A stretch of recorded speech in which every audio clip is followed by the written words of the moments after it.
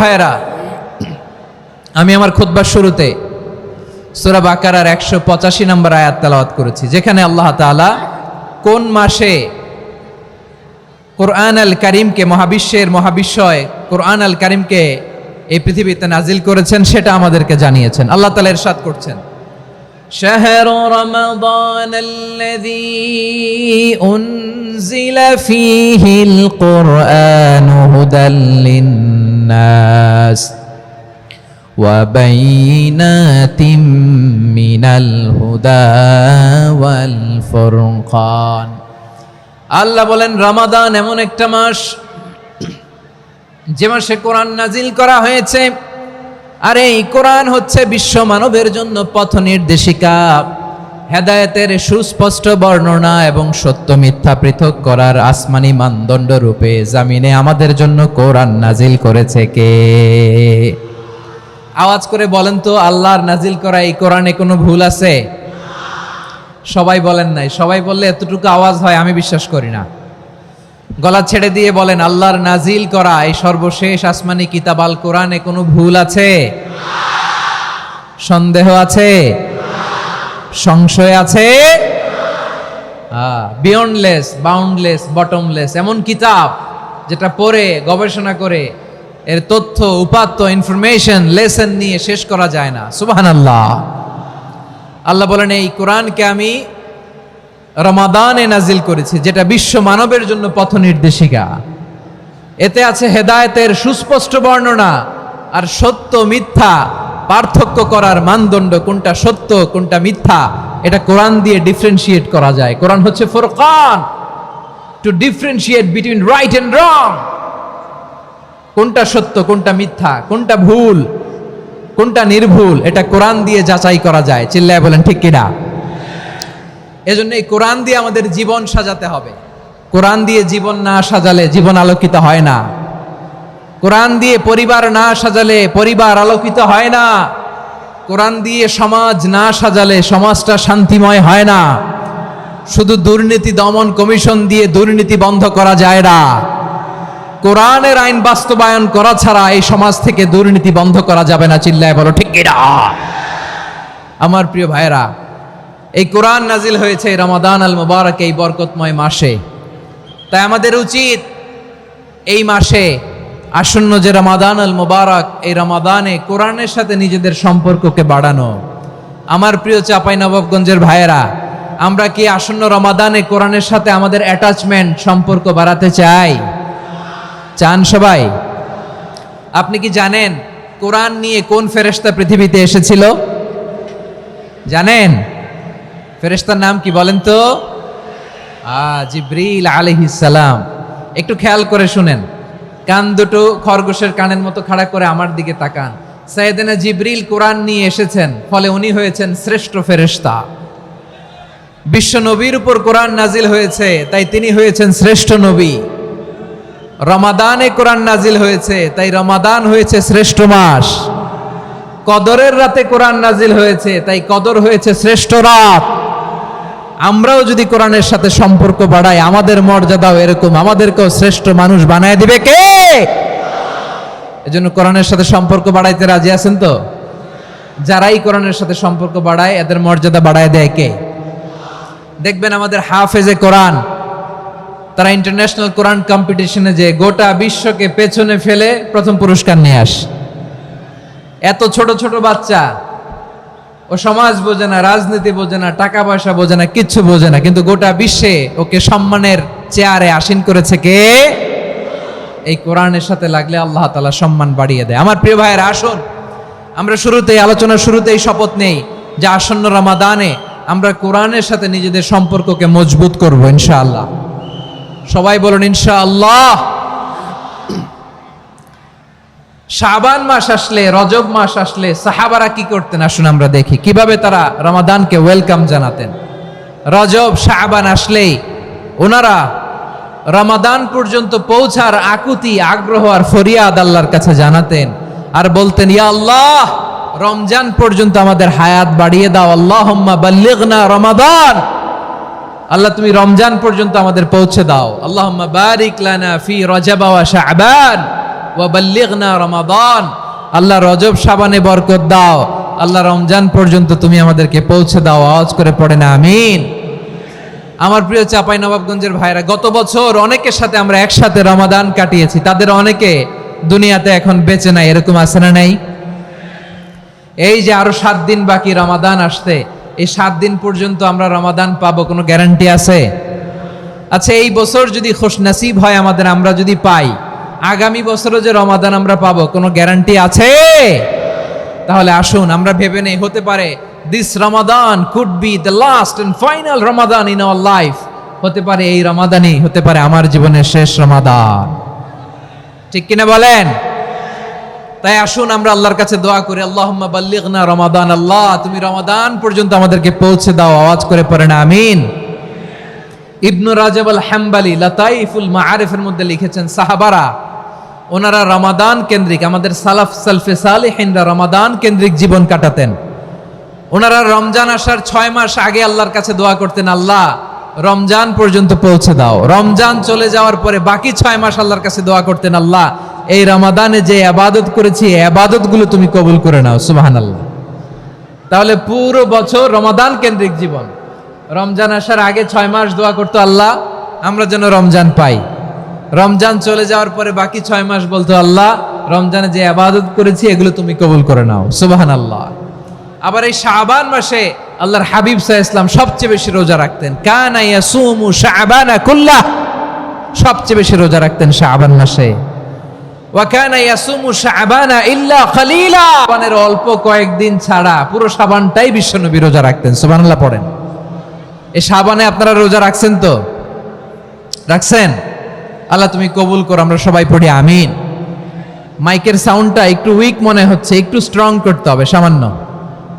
Mic operator যিনি আছেন একটু স্ট্রং করবেন, আমার শাউট করে কথা বলা লাগতেছে, একটু স্ট্রং করবেন মেহেরবানি করে, মাইকের সাউন্ডটা একটু স্ট্রং করবেন। প্রিয় ভাইয়েরা, এই শাবান শেষে আমাদের মধ্যে আগমন করবে রমাদান, এবং এই রমাদানুল মুবারক আল্লাহ তাআলা আমাদের জন্য সিয়াম ফরজ করেছেন। কি ফরজ করেছেন?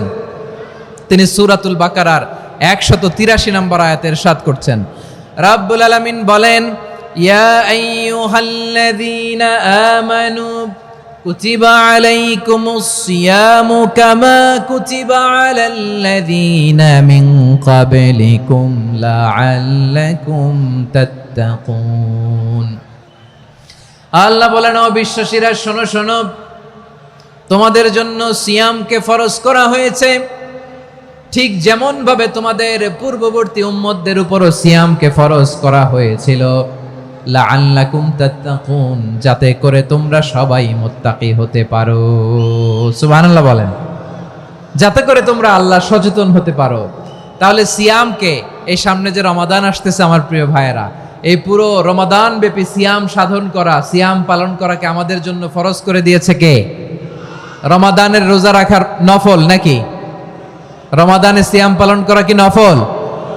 সুন্নাত?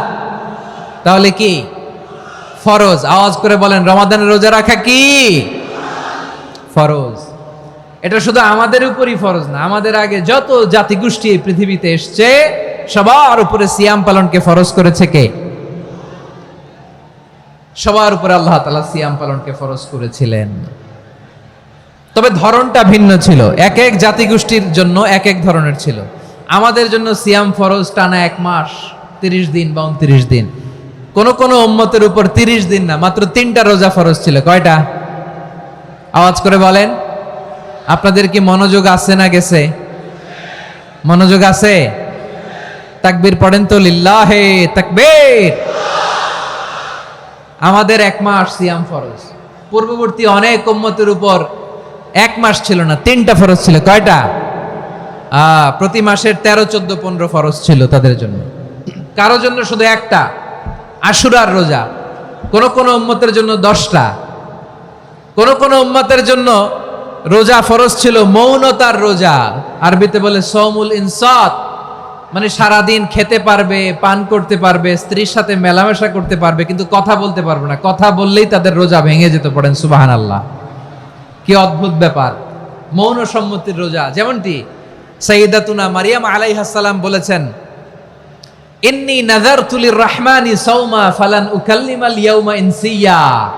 তিনি বলেছেন আজকে আমি রহমানের জন্য মানে আল্লাহর জন্য রোজা মানত করেছি, আজকে আমি কারোর সাথে কথা বলতে পারবো না। তো রোজা রাখলে কথা বলতে পারবে না কেন? কারণ ওই শরীয়তে রোজার বিধান ছিল সকাল থেকে সন্ধ্যা খেতে পারবেন, পান করতে পারবেন, কিন্তু কথা বলতে পারবেন না। কথা বললেই রোজা ভেঙে যেত। সুবহানাল্লাহ বলেন। তাহলে সব জাতিগোষ্ঠীর উপরে রোজা ফরজ ছিল, কিন্তু ধরনটা ভিন্ন ছিল। মজার ব্যাপার হচ্ছে আপনি বর্তমানেও বিভিন্ন ধর্মের দিকে তাকান, বৌদ্ধ ধর্ম, হিন্দু ধর্ম, খ্রিস্ট ধর্ম, তাদের মধ্যেও রোজা আছে। ইংরেজরা, খ্রিস্টানরা এটাকে বলে ফাস্টিং। কি বলে? ফাস্টিং। আমাদের হিন্দু ভাইয়েরা বলে উপবাস। তারা কি বলে? উপবাস। আবার এখন আন্দোলনেরও একটা মাধ্যম হয়েছে এটা, না খেয়ে থাকা, এটারে বলে অনশন। এটারে কি বলে? অনশন ধর্মঘট। মানে আমাদের দাবি না মানলে আমরা খাবো না, রোজা রাখলাম। আছে না নাই? তারপরে আধুনিক বিজ্ঞান এটার একটা নাম দিয়েছে না খেয়ে থাকাকে, অটোফিজি। কি বলে?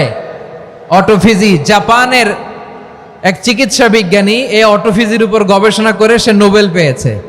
সুবহানাল্লাহ পড়বেন না? এজন্য আল্লাহ তাআলা আমাদের জন্য গোটা রমাদানে এই সিয়ামকে ফরজ করে দিয়েছেন। আওয়াজ করে বলেন আল্লাহু আকবার। রাব্বুল আলামিন বলেন ইয়া আইয়ুহাল্লাযীনা আমানু কুতিবা আলাইকুমুস সিয়াম। সিয়ামকে তোমাদের উপরে ফরজ করা হয়েছে কামা কুতিবা আলাল্লাযীনা মিন ক্বাবলিকুম, যেমনি তোমাদের পূর্ববর্তীদের উপর রোজা ফরজ করা হয়েছিল, লাআল্লাকুম তাত্তাকুন, যাতে করে তোমরা আল্লাহ সচেতন হতে পারো, যাতে করে তোমরা মুত্তাকি হতে পারো। লাআল্লাকুম তাত্তাকুন, যাতে করে আমরা আল্লাহ সচেতন হতে পারি, আল্লাহ কনসিয়াসনেস আমাদের মধ্যে গ্রো করে। এটা হচ্ছে রোজার prime objective, the prime objective of সিয়াম।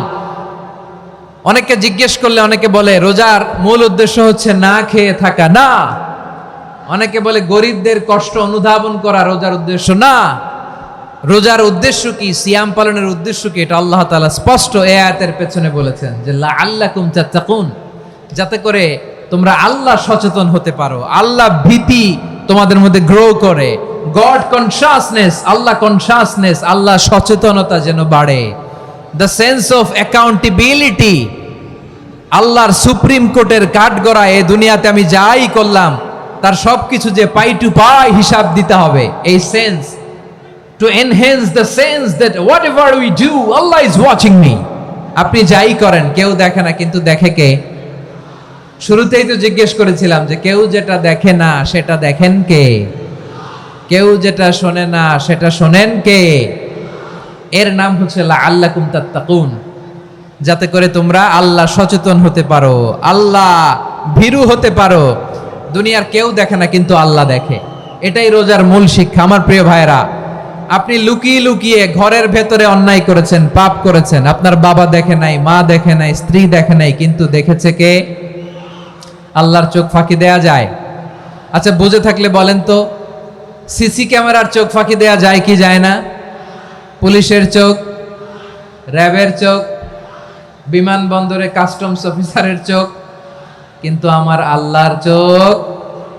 সবাই বলেন আল্লাহর চোখ ফাঁকি দেয়া যায়?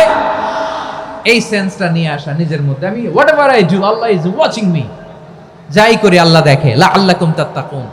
রমাদানের রোজা, ইফতারি, সিয়াম, ইবাদত সব কিছুর মধ্য দিয়ে আপনাকে খেয়াল করতে হবে যে লাআল্লাকুম তাত্তাকুন এই স্ট্যান্ডার্ড এটা অ্যাচিভ হচ্ছে কিনা আমাদের, যাতে করে তোমরা মুত্তাকি হতে পারো, আল্লাহ ভীরু হতে পারো। তাকওয়া, এটা হচ্ছে the essence of Islam. What is তাকওয়া? তাকওয়া মানে কি?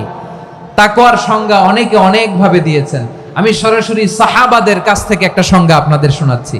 ওমরে ফারুক রাদিয়াল্লাহু তাআলা আনহু উবাই ইবনে কাব রাদিয়াল্লাহু তাআলা আনহুকে জিজ্ঞেস করেছিলেন, ইয়া উবাই মা হুয়া তাকওয়া, হে উবাই তাকওয়া কি? তাকওয়া কাকে বলে? উবাই ইবনে কাব তিনি প্রশ্নের উত্তর না দিয়ে উনিও আবার প্রশ্ন ছুড়লেন। তিনি বললেন, ইয়া আমিরুল মুমিনিন আমা সালাকতা তরিকান যা শাউক, আপনি কি কাঁটাযুক্ত রাস্তা দিয়ে মরুভূমিতে কখনো হেঁটেছেন? যে রাস্তার চারদিকে ক্যাকটাস, গুলমলতার কাঁটা, হেঁটেছেন? ওমরে ফারুক বললেন, নাম হেঁটেছি। বালা, হেঁটেছি। কাইফা আমিলতা, কিভাবে হেঁটেছেন?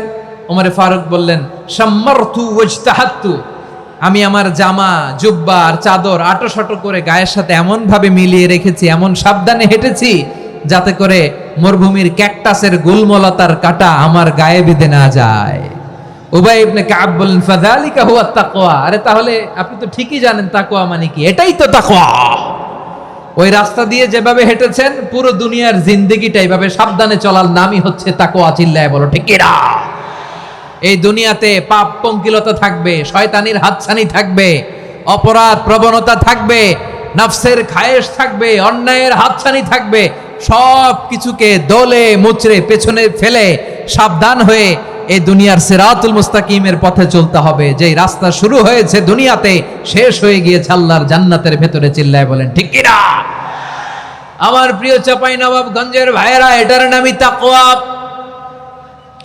উবাই ইবনে কাব বললেন, ও আমিরুল মুমিনিন, ওই কাঁটাযুক্ত গুলমলতার রাস্তার মধ্যে ঠিক যেমনি সাবধান হয়ে আপনি হেঁটেছেন, এই দুনিয়ার বুকে ওই সাবধান হয়ে চলার নাম হলো তাকওয়া।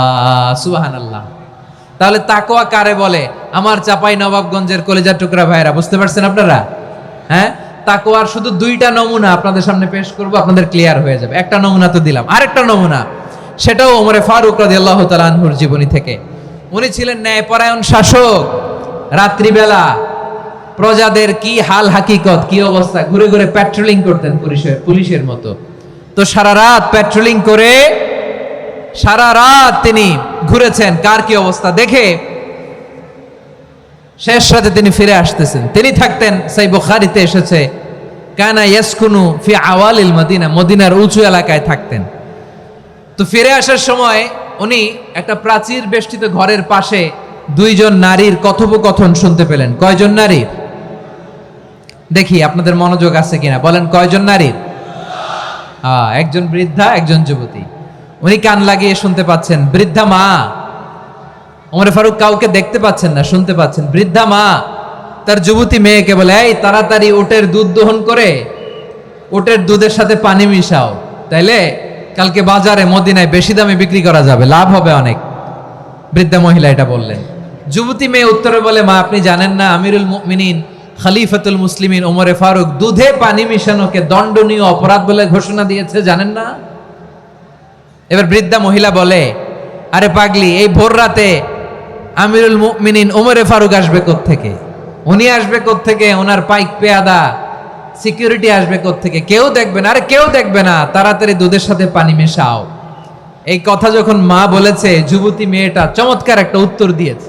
তিনি বলেছিলেন, ইয়া উম্মি, ও আমার মা, লাউলা রাআ উমর লা রাআ রব্বু উমর। ও আমার প্রিয়তমা মা, আপনি ঠিকই বলেছেন, গভীর রাতে ওটের দুধে পানি মিশালে ওমর দেখবে না, কিন্তু মা খেয়াল রাখবেন, ওমর যদি নাও দেখে, ওমরের রব কিন্তু দেখে। চিল্লায় বলেন ঠিক কিনা? দিস ইজ কল্ড তাকওয়া। লাউলা রাআ উমরু লা রাআ রব্বু উমর। ওমর দেখে না, কিন্তু ওমরের রব দেখে। চিল্লায় বলেন ঠিক কিনা?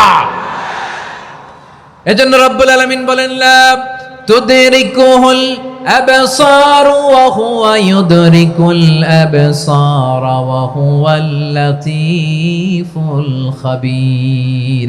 তিনি এমন সত্তা, দুনিয়ার কোন চোখ তাকে দেখে না, কিন্তু দুনিয়ার সবগুলো চোখকে, সব মানুষের অ্যাক্টিভিটিসকে আরশের উপর থেকে সব কিছু মুহূর্তে মুহূর্তে দেখতে পান কে? তাহলে তাকওয়া কারে বলে বুঝতে পারছেন? দুনিয়াতে সাবধানে চলার নাম তাকওয়া। কেউ দেখে না, কিন্তু আল্লাহ দেখে। এই সেন্স, এই জবাবদিহিতার ভয়, দ্য সেন্স অফ অ্যাকাউন্টেবিলিটি, এই সেন্স নিজের মধ্যে গ্রো করার নাম হচ্ছে তাকওয়া। আর এই সিয়াম পালন করার প্রাইম অবজেক্টিভ অফ সিয়াম হচ্ছে লাআল্লাকুম তাত্তাকুন। আওয়াজ করে বলেন, লাআল্লাকুম তাত্তাকুন। আমার প্রিয় ভাইয়েরা, এই আসন্ন রমাদান, এটা এমন এক বরকতের মাস, যে মাসে আমরা নিজেদের নাফসের উপর নিয়ন্ত্রণ প্রতিষ্ঠা করি। সারা বছর নাফস আমাদেরকে নিয়ন্ত্রণ করে, আর রমাদানে আমরা নাফসকে নিয়ন্ত্রণ করি। কথা বুঝতেছেন? সারা বছর নাফস আমাদেরকে নিয়ন্ত্রণ করে। এই যে এখন আমার খেতে মনে চাইলে যে খেজুর রাখা, আমি খেজুর খেতে পারবো, নাটস আছে, বাদাম খেতে পারি। খাইতে মন চাইলে পানি, আমার রুহুটা চায়, আমার নাফসটা খেতে চায়, আমি খেতে পারি, পান করতে পারি। বিবাহিতরা দিনের বেলায় স্ত্রীর সাথে মেলামেশা করতে চাইলে করতে পারে, কিন্তু রমাদানে দিনের বেলা খেতে মনে চায়, কিন্তু আমরা খাই? আমার প্রবৃত্তি খেতে চায়, কিন্তু প্রবৃত্তির কথা আমরা শুনি, কথা কয় না। রমজানে খেতে মন চাইলে আমরা খাই, তৃষ্ণায় গলা ফেটে যায়, গলার ছাতি ফেটে যায়, কিন্তু এক ঢোক পানি কি আমরা গিলি? বিবাহিতরা দিনের বেলা স্ত্রীর সাথে কি মেলামেশায় যায় না? তার মানে সারা বছর নফস আমাদেরকে নিয়ন্ত্রণ করে, আর রমাদানে নফসের উপর আমরা নিয়ন্ত্রণ প্রতিষ্ঠা করি। নফসের লাগাম আমরা রমাদানে টেনে ধরে, চিল্লায় বলেন ঠিক কি না? এজন্য আমার প্রিয় ভাইয়েরা, নফসের উপর নিয়ন্ত্রণ নিতে চাইলে রমাদানের রোজার কোনো বিকল্প নাই। এটা এমন মাস যে মাসের ফজিলতেরও কোনো শেষ নাই। এই মাসকে বলা হয় দ্য মান্থ অফ হোপ। এটা আশা জাগানিয়া মাস। রমজানের কথা শুনলে আশা জাগে না হৃদয়ে? হ্যাঁ, ইদা জাআ রমাদান ফুতিহাত আবওয়াবুস সামা ওয়া গুল্লিকাত আবওয়াবু জাহান্নাম ওয়া সুফিদাতিশ শায়াতিন। রমাদান আসলে আকাশের দরজাগুলো খুলে দেয়া হয়, মানে জান্নাতের। জাহান্নামের দরজাগুলোকে লক করে দেয়া হয়, শয়তানকে চেইন আপ করা হয়। ইবাদত করলে শুধু করতেই মনে চায়, চিল্লায় বলেন না সুবহানাল্লাহ। রমজানে ইবাদতে যেই মজা পাওয়া যায়, সারা বছর অন্য কোনো মাসে এই মজা আপনি পান? আমার চাঁপাইনবাবগঞ্জের ভাইরা আওয়াজ করে বলেন না, রমজানে ইবাদতে যেই মজা অন্য মাসে এটা পান? কারণ রমজানে ইবাদত করলে সওয়াবও বেশি, ইবাদতের একটা পরিবেশ থাকে, ঠিক কিনা বলেন? অন্য মাসে ইবাদত করলে এর সওয়াব পাওয়া যায় গাণিতিক হারে, রমজানে ইবাদত করলে সওয়াব বাড়তে থাকে জ্যামিতিক হারে। সুবহানাল্লাহ কইবেন না? অন্য মাসে সওয়াব বাড়ে গাণিতিক হারে, রমাদানে ইবাদত করলে সওয়াব বাড়ে কিভাবে জ্যামিতিক হারে বাড়ে দেখেন। রমাদানে একটা নফল করলে ফরজের সমান সওয়াব, একটা ফরজ করলে 70 থেকে 700 গুণ সওয়াব, রমজানে উমরা করলে হজের সমান সওয়াব। সুবহানাল্লাহ নাই? দ্য মান্থ অফ হোপ, আশা জাগানিয়া মাস। এই মাস আমাদেরকে হোপফুল করে, আশাবাদী করে। রমাদান যেমনি দ্য মান্থ অফ হোপ, আশা জাগানিয়া মাস, এট দ্য সেম টাইম এই রমাদান হচ্ছে মান্থ অফ ওয়ার্নিং, একটা ওয়ার্নিং এর মাস। নবী যেমনি আশা জাগাইছে, আবার ওয়ার্নিং দিয়েও গেছে, খবরদার। ওয়ার্নিংটা কেমন? আল্লাহর হাবিব সাল্লাল্লাহু আলাইহি ওয়াসাল্লাম মসজিদে নববীর ভেতরে, হঠাৎ তিনি মসজিদে নববীর মিম্বারে পা রেখে বললেন আমিন। দ্বিতীয় ধাপে পা রেখে বললেন আমিন, তৃতীয় ধাপে পা রেখে বললেন আমিন। সাহাবারা অবাক হয়ে বললেন ইয়া রাসূলুল্লাহ, ইয়া হাবিবাল্লাহ, 3 বার শুধু আমিন আমিন পড়লেন, কেন পড়লেন আমরা কিছু জানি না, আমাদেরকে জানিয়ে দেন কেন আপনি 3 বার আমিন বললেন। রাহমাতাল লিল আলামিন আল্লাহর হাবিব বললেন, ও আমার প্রাণের সাহাবীরা, আমি যখন মসজিদে নববীর মিম্বারের প্রথম ধাপে পা রেখেছি, সাইয়েদনা জিবরিল এসে আমাকে বলেছে, ও নবী, আপনার নাম শুনে যে ব্যক্তি আপনার উপর দুরূদ পড়ে না তার ধ্বংস। আপনি বলেন আমিন। আমি বলেছি আমিন। দ্বিতীয় ধাপে পা রাখার পর সাইয়েদনা জিবরিল বললেন, ইয়া রাসূলুল্লাহ, মাতা পিতাকে বার্ধক্য অবস্থায় পেয়ে তাদের সেবা করে, তাদের সাথে সদাচরণ করে যে সন্তান জান্নাত কামাতে পারলো না, তার জন্য ধ্বংস। আপনি বলেন আমিন। আমি বলেছি আমিন।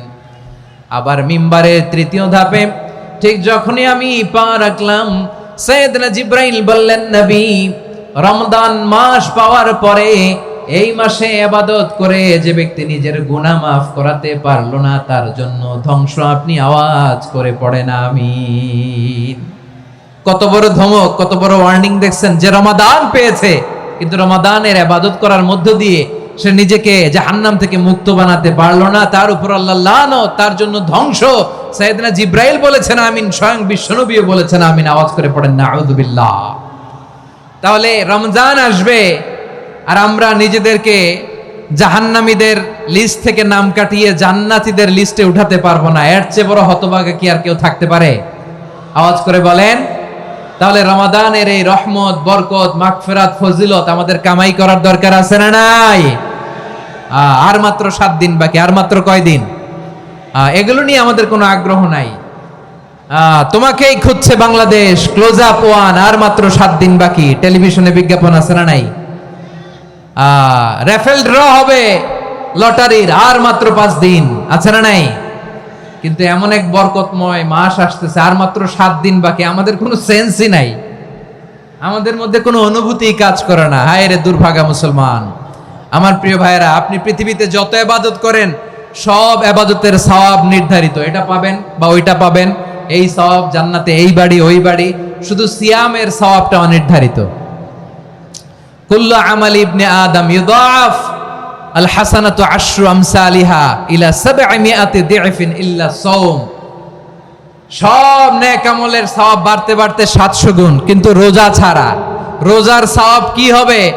বান্দা খালি রোজা রাখে, ফেরেশতারা কিছু লিখতে পারে না আমল নামায়, কারণ আল্লাহ বলে এটা কিছু লিখিস না, কারণ as-সাওমুলি, এই রোজা রাখছে আমার জন্য, ওয়া আনা আজজি বিহি, এই রোজার সওয়াব, প্রতিদান, অ্যাওয়ার্ড এটা কিয়ামতের দিন আমি আল্লাহ নিজ হাতে দেব, নিজ হাতে দেব। আরেক বর্ণনায় এসেছে ওয়া আনা উজজাবি, আমি আল্লাহ নিজেই হয়ে যাব রোজার প্রতিদান। সুবহানাল্লাহ পড়েন। আবার আল্লাহর হাবিব বলেন ইন্না ফিল জান্নাতি সামানিয়াতু আবওয়াব, জান্নাতের দরজা মোট 8টা। ফিহা বাবুন ইউসাম্মা আর-রায়্যান, 8টা দরজার মধ্যে স্পেশাল একটা দরজা আছে, ওই দরজাটার নাম হলো আর-রায়্যান। রায়্যান দরজা, লা ইয়াদখুলুহু ইল্লা সাইমুন, রোজাদাররা ছাড়া কেউ ওই রায়্যান দরজা দিয়ে জান্নাতে ঢুকতে পারবে না। শুধু রোজাদারদের জন্য ওই দরজাটা খোলা থাকবে। দরজাটার নাম আর-রায়্যান। এই লাখো জনতা আওয়াজ করলে এই আওয়াজ হয়। বলেন, রোজাদারদের জন্য জান্নাতে স্পেশাল যে লাল গালিচার সংবর্ধনা এন্ড স্পেশাল এন্ট্রি, ওই দরজাটার নাম কি?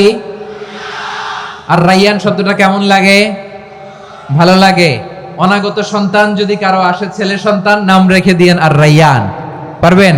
আমাকে সবাই ধরে রাস্তা ঘাটে, বাসায়, অফিসে, আদালতে, এয়ারপোর্টে ধরলে, হুজুর আমার একটা ছেলে হবে 2 মাস পর, একটা নাম দেন।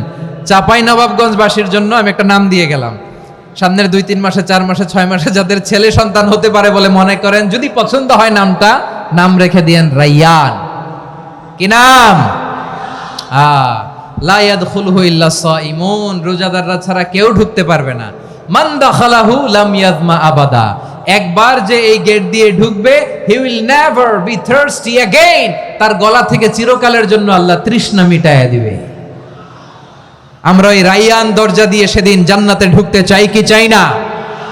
আমার প্রিয় ভাইরা, প্রতি রাতে রমাদানে আল্লাহর ফেরেশতারা আহ্বান জানায়, ইয়া বাগিয়াল খাইরি আকবিল, ইয়া বাগিয়াশ শাররি আকসির, হে কল্যাণের পথের যাত্রী, আকবিল প্রসিড, আরো ইবাদত করো, আগাও আগাও, আরো জান্নাতের নাজ নেয়ামত কামাও। হে অকল্যাণের পথের যাত্রী, আকসির, স্টপ স্টপ, অনেক হয়েছে। আন্না, এ রমাদান এটা পাপের মাস নয়, এটা ইবাদত করে জান্নাত কামানোর মাস। চিল্লায় বলো ঠিক কি না? ওয়ালিল্লাহি উতাকাউ মিনান নার ওয়া যালিকা কুল্লা লাইলা, প্রতি রাতে, রমাদানের প্রতি রাতে আল্লাহ তাআলা এরকম লাখো বনি আদমকে মাফ করে দেওয়ার ঘোষণা দেয়, নাজাতের ঘোষণা দেয়। আমরা আল্লাহর পক্ষ থেকে মাফ, নাজাত চাই কি চাই না? আমরা যদি নাজাত পেয়ে যাই, আর কিছু চাই? কথা বলে না। আমাদের নাজাত লাগবে। আওয়াজ করে বলেন তো কি লাগবে? আর কিছু যে চাই না আমি, চাই গো নাজাত, আল্লাহ তোমার কাছে আমার এই মুনাজাত। আর কিছু যে চাই না আমি, চাই গো নাজাত, আল্লাহ তোমার কাছে আমার এই মুনাজাত, আল্লাহ তোমার কাছে আমার এই মুনাজাত। পড়েন আমিন, আর জোরে আমিন। তাহলে রমাদানকে আমরা বুদ্ধিমানের মতো কাজে লাগাতে চাই কি চাই না? হ্যাঁ, বুদ্ধিমানের মতো কাজে লাগাইতে হবে। মুমিনরা স্মার্ট হয়। এই রমাদানে আমাদের কি করণীয়, কি বর্জনীয়, সংক্ষেপে 7টা করণীয় 7 মিনিটে, 7টা বর্জনীয় 7 মিনিটে বলে আমরা বিদায় নিব ইনশাআল্লাহ। বলেন, কেউ উঠা বসা করব না ইনশাআল্লাহ। বলেন মাশাআল্লাহ, অনেক শান্ত। জি, আমার দিকে তাকান। রমাদানে, আসন্ন রমাদানে আমাদের 7টি করণীয়। 1 নাম্বার করণীয়, এই রমাদানকে আপনি কোরআনময় করে তুলুন। কোরআনময় করে তুলুন 2025-এর রমাদান। এই হচ্ছে আজকের প্রোগ্রামের স্লোগান। জোরে বলেন ঠিক কিনা? কোরআনময় করতে রাজি আছেন? কোরআন তেলাওয়াত করতে রাজি আছেন? আমার প্রিয় ভাইরা, ধীরস্থির ভাবে কোরআন তেলাওয়াত করুন, তাড়াহুড়ো করে নয়। আনাস রাদিয়াল্লাহু তাআলা আনহু বলতেন, রুব্বা কারি লিল কোরআন ওয়াল কোরআন ইয়ালআনহু, কোরআনের অনেক কারি আছে যারা কোরআন পড়ে কিন্তু সওয়াব পায় না, বরং আল্লাহর কোরআন তার বিরুদ্ধে আল্লাহর দরবারে নালিশ করে, আল্লাহ লানত করতে থাকে। আমরা কি ওই রকম কোরআনের তেলাওয়াতকারী হতে চাই? না, ধীরস্থির ভাবে ওয়ারাত্তিলিল কোরআন তারতিলা, তারতিলের সাথে পড়বেন। বিষ্ণু ঈসা ইসলাম কানা ইয়ামুদ্দু সাওতাহু মাদ্দান, টেনে টেনে পড়তেন। আলহামদুলিল্লাহি রাব্বিল আলামিন আর রহমানির রহিম মালিকি ইয়াউমিদ্দিন ইয়্যাকা না'বুদু ওয়া ইয়্যাকা নাস্তাঈন ইহদিনাস সিরাতাল মুস্তাকিম সিরাতাল লাযীনা আন'আমতা আলাইহিম গায়রিল মাগদুবি আলাইহিম ওয়ালাদ-দাল্লিন। পড়েন আমিন। কানা ইয়ামুদ্দু সাওতাহু মাদ্দান, টেনে টেনে পড়তেন। ওয়া কানা ইউকাত্তিউ আয়াতাহু, ইউকাত্তিউ আয়াতান আয়াতান, প্রত্যেক আয়াত পড়ে পড়ে তিনি থামতেন। এভাবে কোরআন পড়তে হবে। আমাদের অনেক মা বোনেরা আজকের এই চাঁপাইনবাবগঞ্জের প্রোগ্রামের অনেকগুলো মহিলা প্যান্ডেল আমি ল্যান্ডিং করার সময় দেখেছি। আমার অনেক বোনেরা ওনারা কোরআন খতম করতে যে এমন ভাবে তেলাওয়াত করেন, কোরআন তেলাওয়াতের আদব আর অবশিষ্ট থাকে না। আমরা তারতিলের সাথে তেলাওয়াত করব, যেমনটি আমি পড়ে শোনালাম। বিষ্ণু ইসলাম প্রতি আয়াত শেষে থামতেন, টেনে টেনে পড়তেন, তারতিলের সাথে পড়তেন, সুর করে পড়তেন। মান লাম ইয়াতাগান্না বিল কোরআন ফালাইসা মিন্না, যে সুর করে কোরআন পড়ে না সে আমার উম্মত হতে পারে। যাইনুল কোরআন বিআসওয়াতিকুম, বিষ্ণু বলেন সুর করে কোরআন পড়বা। অনেকে কোরআনের খতম তুলবার জন্য কোরআনরে একেবারে খতম করে দেয়, এরকম আছে না নাই? কোরআনের খতম তোলার জন্য কোরআনরে কি করে? একেবারে খতম করে দেয়। না, আপনি ধীরস্থির ভাবে পড়ে যদি খতম দিতে পারেন মাশাআল্লাহ, না পারলে যতটুকু পারেন পড়বেন। এরপর অনুবাদ পড়ার চেষ্টা করবেন, তাফসীর পড়ার চেষ্টা করবেন। আপনাদের জন্য এক অনন্য উপহার রয়েছে আমার পক্ষ থেকে, এক নজরে কোরআন। 114 সূরার সারমর্ম, সার নির্যাস আমরা নিয়ে এসেছি এখানে বাংলা ভাষায়। আমার জানা মতে খুব সম্ভবত এই প্রথম কাজ, কেউ করে নাই। আরবিতে পাবেন এরকম অনেক বই, ইংরেজিতে কিছু কাজ আমরা দেখেছি, কিন্তু বাংলায় পাবেন না। এত চমৎকার ভাবে আমরা সূরাগুলোর সারমর্ম, সার নির্যাস তুলে ধরার চেষ্টা করেছি। 5 পৃষ্ঠায় আপনি জেনে যাবেন এই সূরার সেন্ট্রাল থিম কি। 5 পৃষ্ঠায় জেনে যাবেন মেজর থিম কি, এই সূরায় কি কি নিয়ে আলোচনা করা হয়েছে, এই সূরা থেকে মূল লেসন কি, মূল শিক্ষা কি, সহজে আপনারা বুঝে যাবেন। সুযোগ হলে এটা সংগ্রহ করবেন। আপনারা যে কোনো ধরনের ভালো অনুবাদ আপনারা পড়বেন, তাফসীর পড়বেন। আমরা কোরআনময় করতে চাই। খতম কোরআনে রমাদানের 1 খতম দেওয়ার একটা সহজ পদ্ধতি হচ্ছে রমাদানের প্রতি নামাজের পরে 4 পৃষ্ঠা। প্রতি নামাজের পরে কয় পৃষ্ঠা? 4 পৃষ্ঠা। তাহলে 5 ওয়াক্তে 4 পাঁচা 20 পৃষ্ঠা। হেফজ কোরআন গুলো 20 পৃষ্ঠা এক পারা, এভাবে 30 দিনে আপনার 1 খতম হয়ে যাবে। আমরা যেন তারতিলের সাথে বিশুদ্ধভাবে কোরআন তেলাওয়াত করতে পারি, আল্লাহ তৌফিক দান করুক। পড়েন আমিন। 2 নাম্বার করণীয়, ধীরস্থির ভাবে তারাবির সালাতগুলো যেন আমরা আদায় করি। তাড়াহুড়ো করবেন না, আল্লাহর ওয়াস্তে তাড়াহুড়ো করবেন না, তাহলে কোরআন আমাদের জন্য বদদোয়া করবে। তাড়াহুড়ো করবেন তারাবির নামাজে। তারাবির নামাজ সালাতুত তারাবিহ মানে বিশ্রামের নামাজ, আর আমরা পড়ি সালাতুল কিতার, রেলগাড়ির মতো নামাজ। চিল্লায় বলেন ঠিক কি না? না, এরকম করবেন না। ইমাম সাহেবদেরকে আশ্বস্ত করুন যে ইমাম সাহেবরা আমরা পিছনে আসি আপনাদের সাথে, আপনি আস্তে আস্তে পড়েন, তারতিলের সাথে পড়েন, ধীরস্থির ভাবে তারাবির সালাত পড়বেন। সারা বছর এই সুযোগ হয় না দাঁড়িয়ে কোরআন শোনার, এরকম আয়োজন ব্যবস্থাপনা সারা বছর আর আমরা পাই বলেন তো? না। তারাবির সালাতের রাকাত বিতর্ক এড়িয়ে চলুন, রাকাত নিয়ে বিতর্ক করবেন না।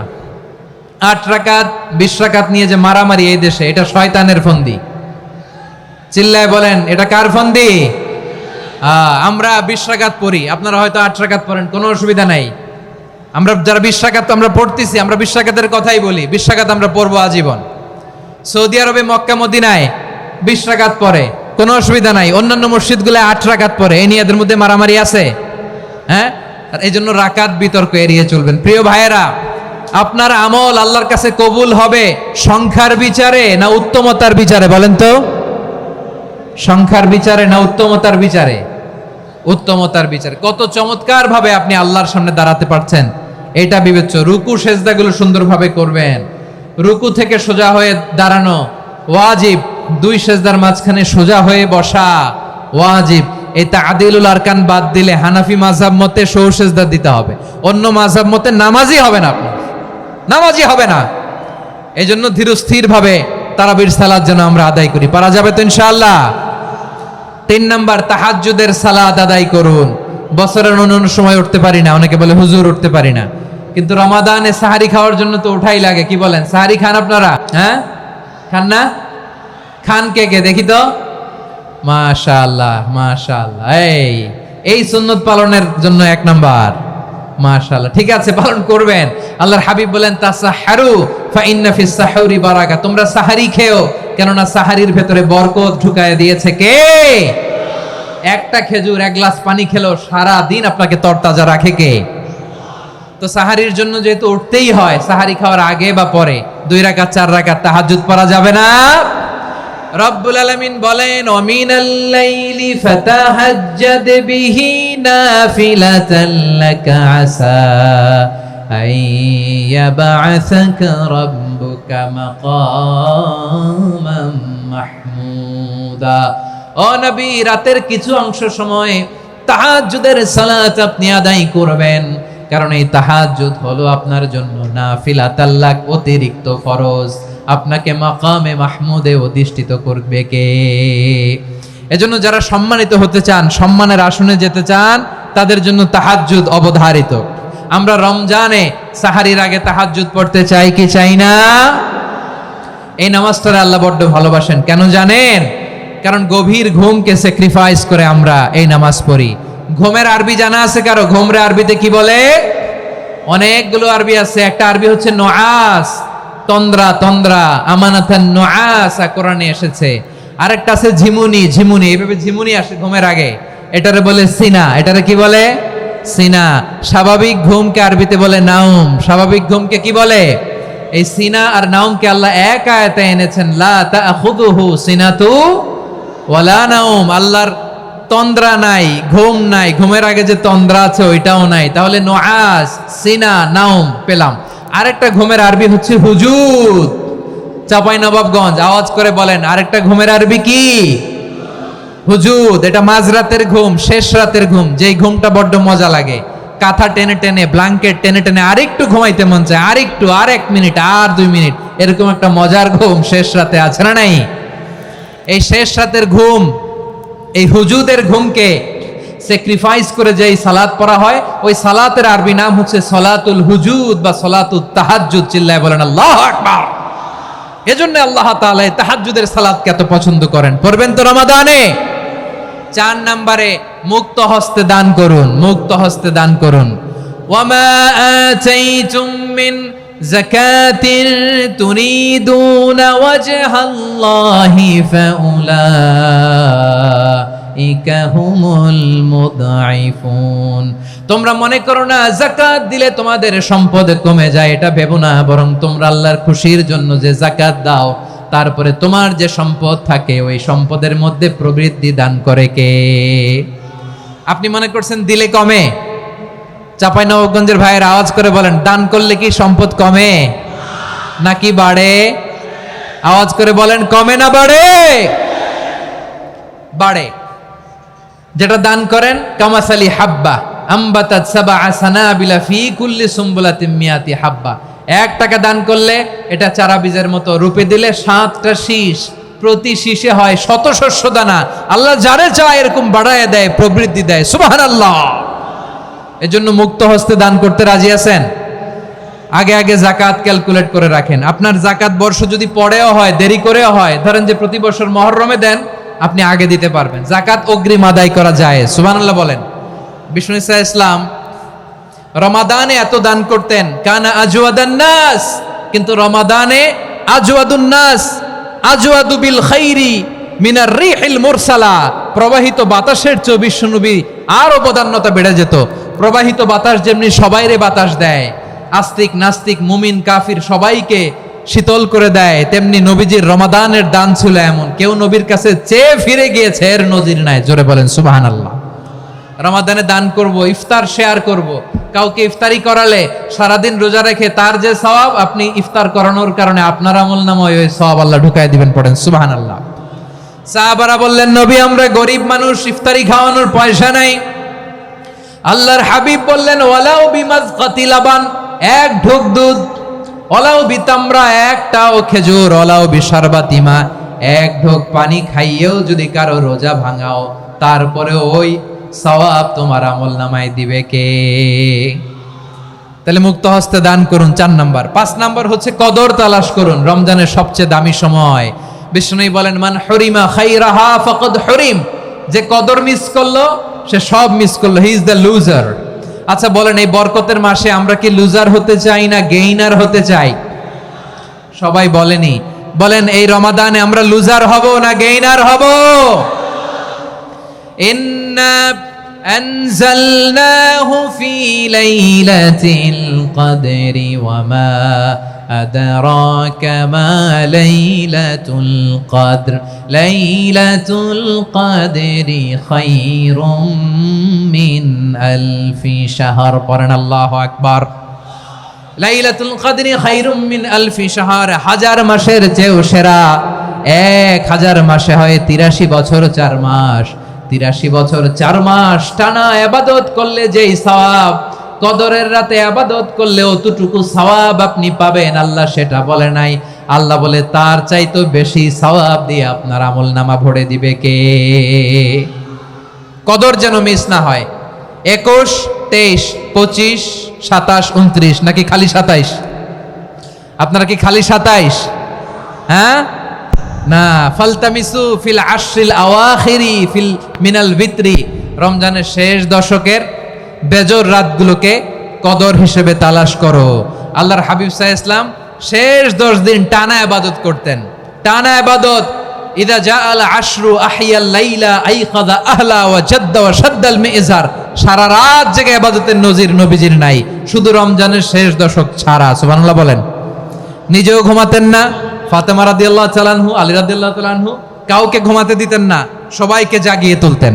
আমরা সারা রাত জেগে ইবাদত করব, রাজি আছেন তো? কদর যেন আমাদের মিস না হয়। আজকে থেকেই ক্যালেন্ডারে মার্ক করে রাখেন, সব কাজ পেছনে ফেলে, সব ব্যস্ততাকে পেছনে ফেলে ইবাদতের জন্য আমরা প্রস্তুত থাকবো কদরের রাতে। কোনোভাবে কদর যেন আমাদের মিস না হয়, ইনশাআল্লাহ। বলেন তো সবাই? 6 নম্বরে পারলে ইতিকাফ করবেন। আল্লাহর হাবিব সাল্লাল্লাহু আলাইহি ওয়াসাল্লাম প্রতি বছর 10 দিন ইতিকাফ করতেন। যে বছর ইন্তেকাল করবেন সে বছর 20 দিন ইতিকাফ করেছেন। আপনি বলবেন, হুজুর ইতিকাফ না করলে সমস্যা কি? আমার নবী একটা ইবাদত সারা জীবনেও ছাড়ে নাই, আর আপনি জীবনে একবারও করেন নাই। এবার হিসাব আপনার কাছে, হিসাব আপনার কাছে। না পারলে অন্তত রাত্রি বেলাগুলো মসজিদে কাটাবেন, পারবেন তো ইনশাআল্লাহ? সব শেষে শিশু এবং নারীদের ব্যাপারে বিশেষ খেয়াল রাখবেন। শিশুদের রমাদানের ব্যাপারে উৎসাহ দেন, তাদের প্রস্তুতি নেওয়ান, তাদেরকে রোজা রাখতে দিবেন। আমার ভাইয়েরা এবং বোনেরা, পর্দার আড়ালে মায়েদেরকে বলবো, চাপাই নবাবগঞ্জের মায়েরা, 1 দিন 2 দিন না খেয়ে থাকলে আপনার ছেলে মেয়ে মারা যাবে না, ঠিক কিনা বলেন? ওদেরকে উৎসাহিত করেন, ওদের ছোট্ট যারা রাখতে দেন, বলেন যে বাবা সকাল থেকে দুপুর পর্যন্ত না খেয়ে থাকলে তোমার অর্ধেক রোজা, এরকম 2 দিন অর্ধেক মিলে তোমার 1 রোজা। এরকম আমি কত রোজা রাখছি ছোটবেলায়, কোনো হিসাবই নাই। আমার দাদি বলতো সকাল থেকে না খেয়ে দুপুর 12টা পর্যন্ত রাখলে নাকি অর্ধেক হয়, এরপরের দিন অর্ধেক, 2 অর্ধেক মিলে 1 রোজা। এটা তো আসলে রোজা হয় না, কিন্তু তাকে উৎসাহ দেয়া। ইফতার প্রোগ্রামগুলোতে নিবেন আমাদের বাচ্চাদেরকে, দেখবেন যে ওর ক্ষুধা লাগতেছে, খায় না, কারণ কেউ খায় না। একজন আজান দিচ্ছে, সবাই খেজুর নিয়ে ইফতার করতেছে। এই দৃশ্য, এই ট্র্যাডিশন, এই ইবাদত, এই তারবিয়া ওর আগামীর জীবনটাকে সুন্দর করবে। চিল্লায় বলেন ঠিক কি না? এভাবে আগামীর প্রজন্মকে আমাদের গড়তে হবে। শিশুদের রোজার ব্যাপারে প্রস্তুতি নিন, উৎসাহ দিন। আর নারীদেরকে কষ্ট দিবেন না। সারা দিন পেঁয়াজু, আলুর চপ, বেগুনি, পাকোড়া, ছোলা, মুড়ি, শরবত, রুয়াবজা আছে না নাই? বানাতে বানাতে আমাদের বোনেরা কাহিল হয়ে যায়, আর তারাবি পড়তে পারে না, ইবাদত করতে পারে না। আমরা যেন আমাদের বোনদের প্রতি ইহসান করি, পারবেন তো সবাই? এই 7টি করণীয়, 7টি বর্জনীয়র 1 নাম্বার, বিলম্বে ইফতার করবেন না কখনো। 1 নাম্বার, দেরি করে ইফতার করা নিষিদ্ধ। ইহুদিরা দেরি করে ইফতার করে। লা ইয়াজালুন নাসু আলা খাইরিন মা আজ্জালুল ফিতরা। বিশ্বনবী বলেছেন, এই উম্মত যতদিন আগে আগে ইফতার করবে, এই উম্মতের কপাল থেকে কল্যাণ কেউ ছিনিয়ে নিতে পারবে না। চিল্লায় বলেন ঠিক কি না? আজানের জন্য বসে থাকবেন না, সময় দেখবেন। স্থানীয় সময় যখন সূর্যাস্ত হওয়া মাত্রই বিসমিল্লাহ খেজুর খেয়ে ফেলবো, পারবেন তো নাকি দেরি করবেন? 2 নাম্বার, রমাদানের পবিত্রতা বজায় রাখবো, কোনো তর্ক বিতর্ক অশ্লীলতায় আমরা জড়াবো না, ঝগড়া করবো না, সরাসরিও না, ফেসবুকেও না। করবেন? কেউ গালি দিলে বলবেন ইন্নী ইমরুউন সায়েম, আমি রোজাদার। আল্লাহর হাবিব শিখিয়েছেন কেউ যদি তোমার গালি দেয়, কটু কথা বলে, অশ্লীল কথা বলে, রমজানে তুমিও বলতে পারবে না, তুমি বলতে পারবা ইন্নী ইমরুউন সায়েম, আমি রোজাদার। আজকে থেকে নিয়ত করেন, রমজানে কেউ গালি দিলে আপনি একটা গালি দিবেন নাকি? কি বলবেন? রোজাদার, রমজানের পবিত্রতা আমি ভঙ্গ করতে পারবো না। অশ্লীল নাটক সিনেমা আমরা দেখবো না। ব্যাড হ্যাবিট থাকলে রমাদানে এটা ছাড়ার মহা সুযোগ। স্মোকিং এর অভ্যাস আছে অনেকের, ঠিক কি না? চাপাই নবাবগঞ্জে আপনারা স্মোকিং করেন? হ্যাঁ, না না আমরা করি না, বলেন করি না। করবেন না কেউ? যদি কারো থাকে, কে করে হাত তোলালাম না আমি। এই রমাদানে এই স্মোকিং হ্যাবিট থেকে আমরা বেরিয়ে আসবো, ঠিক কিনা বলেন? 3 নাম্বার, আমরা মিথ্যা বলবো না। বিশ্বনবী বলেন মানলাম ইয়াদা কাওলা যুরি ওয়াল আমালা বিহি ফালাইসা লিল্লাহি হাজাতুন ফি আইয়াদা তাআমাহু ওয়া শারাবা। যে রমজানে মিথ্যা কথা, মিথ্যা কাজ, মিথ্যা সাক্ষী ছাড়তে পারে নাই, তার না খেয়ে থাকা, উপবাস থাকা দিয়ে আল্লাহর কিছু যায় আসে না। এজন্য মিথ্যার সাথে আমাদের কোনো সম্পর্ক আছে? মিথ্যা বলবো না। 4 নাম্বার, অপচয় করব না। ইন্নাল মুবাযযিরিনা কানু ইখওয়ানাশ শায়াতিন ওয়া কানা শাইতানু লিরাব্বিহি কাফুরা। অপচয়কারী শয়তানের ভাই। আচ্ছা, যে শয়তানের ভাই ও নিজেও আরেকটা কি? শয়তান। যে শয়তানের ভাই ও নিজেও আরেকটা কি? অপচয় করব না। ইফতারি করতে যে আমরা অনেকে অপচয় করি, এগুলো করবেন আপনারা? না, অপচয় অপব্যয় করব না। 5 নম্বরে, রিয়া, লোক দেখানো ইবাদত আমরা করব না। লোক দেখানোর জন্য নামাজ, রোজা, জিকির, তেলাওয়াত, দান সদকা এগুলো করলে আল্লাহর দরবারে এগুলো কবুল হবে? বিশ্বনবী বলেন দাজ্জালের ফিতনার চেয়ে একটা বড় ফিতনার ভয় আমি করি, সেটা কি? আর রিয়া, শো অফ মেন্টালিটি, লোক দেখানো মানসিকতা। এটা থেকে আমরা বিরত থাকবো ইনশাআল্লাহ। 6 নাম্বার, অনেক গুরুত্বপূর্ণ। ব্যবসায়ী ভাইয়েরা, ব্যবসা করেন কারা কারা? হাত তুলে দেখেন তো আমারে। মাশাআল্লাহ, হাত নামান। ব্যবসায়ী ভাইয়েরা, অনেক অসাধু ব্যবসায়ী আছে, রমজান আসলে নিত্য প্রয়োজনীয় পণ্যের মূল্য বৃদ্ধি করে দেয়। এরকম আছে না নাই? এগুলো করবেন না। মজুদদারি করবেন না। পণ্যের কৃত্রিম সংকট বাজারে করবেন না। আপনি লাখ টাকা কামায়া ভাবছেন যে রোজাদারদের কষ্ট দিয়ে ধনী হবেন, এমন রোগ আল্লাহ আপনারে দিবে, কোটি টাকা দিয়েও আপনি হাসপাতালের বিল পরিশোধ করার ক্ষমতা আপনার হবে না। খবরদার। শেষ বয়সে দেখবেন কি কষ্ট আপনার হয়। আপনি রোজাদারদের কষ্ট দিয়েছেন, আল্লাহ আপনার সুখে রাখবে? আল্লাহর দোহাই লাগে, আমার ব্যবসায়ী ভাইয়েরা এটা করবেন না। আরব বিশ্বে আমরা দেখেছি, আরব বিশ্বের ব্যবসায়ীরা সারা বছরে ব্যবসা করে, রমজানে ভর্তুকি দেয়। আর আমার দেশের কিছু অসাধু ব্যবসায়ী রমজানে গলাকাটা ব্যবসা করে আর সারা বছর সইটার উপর দিয়ে চলে। চিল্লায় বলেন ঠিক কিনা? করবেন না, এটা করবেন না। নিত্য প্রয়োজনীয় পণ্যের মূল্য বৃদ্ধি করা হারাম।